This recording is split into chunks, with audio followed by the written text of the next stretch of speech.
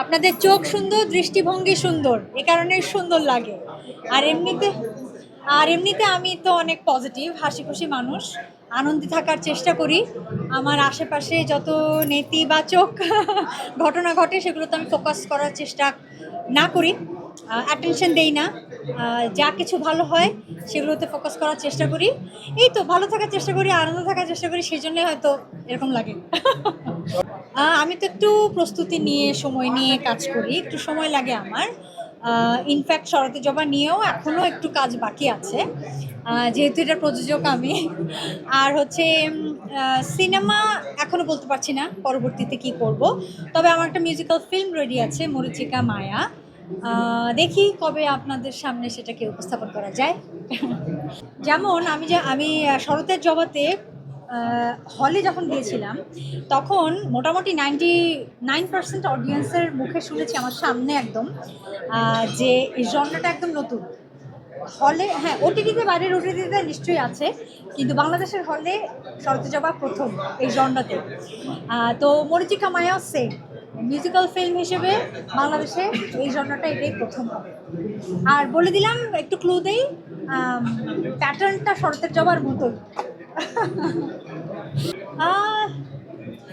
সময়ের সাথে শুধু আমাদের নাটক, ফিল্ম বা কন্টেন্ট যে পরিবর্তিত হয় তা না, জেনারেশনের সাথে সব কিছুই পরিবর্তিত হয়। এই যে আগে যখন আমরা এই ধরনের অ্যাওয়ার্ডে আসতাম, এভাবে কিন্তু সিস্টেমটা ছিল না, সিস্টেম ডিফারেন্ট ছিল। এটা পরিবর্তন হয়েছে, এখানে কত মোবাইল আছে, ছোট ক্যামেরা আছে, এগুলো তো আগে ছিল না। সুতরাং যুগের সাথে সাথে টেকনোলজি চেঞ্জ হয়, মানুষের ডিমান্ড চেঞ্জ হয়, পছন্দ চেঞ্জ হয়। এগুলো আমি খুব পজিটিভলি নেই।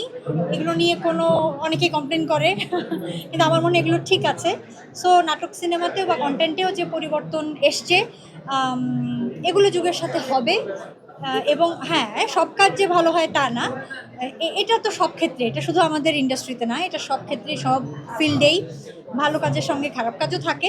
কিন্তু আলটিমেটলি খারাপ কাজগুলো তো আসলে বেশি দিন টিকে থাকতে পারে না, মানুষের মনে বা হৃদয় ভালো কাজগুলোই থাকে। কয়েকদিন ধরেই আমার বাসায় অনেক গিফট টিফট, ফুল টুল, ছোট বড় তোড়া আসছে। কিছু পরিচিত মানুষজন পাঠাচ্ছে, কিছু একদমই অপরিচিত, উপরে কোনো নাম টামও লেখা নেই, কোথা থেকে এসছে। বাট আমি জানি এগুলো অনেক বছর ধরেই হচ্ছে এবং আমি খুব এনজয় করি, আমার খুব ভালো লাগে।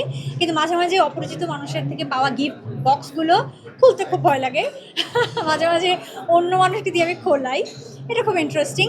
বাট আজকের না, আজকে ওইভাবে আসেনি। তাহলে তোমাদের সামনে রিয়াকশন দিব, তখন দেখতে পারবা। আমি জানি না